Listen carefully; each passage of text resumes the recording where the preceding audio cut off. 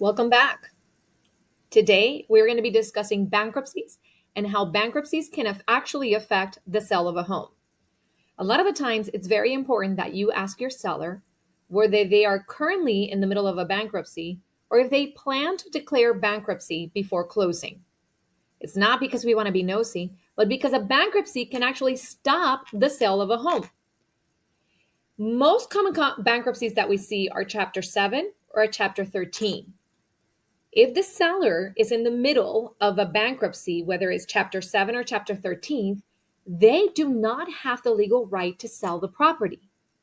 On a Chapter 7, they will need the trustee of the bankruptcy or the court to actually approve the sale of the home or abandon the property, which means that they take the house as an asset of the bankruptcy. They take it out of the bankruptcy so that the debtor, then your seller, can actually sell the home. If it's a Chapter 13, we also need the approval of the trustee of the bankruptcy, or we need an order of sale that needs to be recorded. Now, what happens if your seller had a bankruptcy? It's already been closed and terminated. We're good to go, right, Sarah? It depends.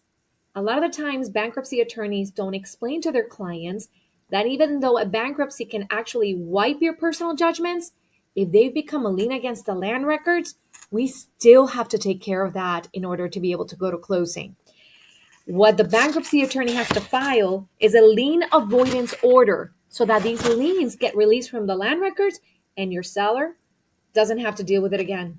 Again, all of these are very complex, but if you ever need anything, come and find us. Have a great day.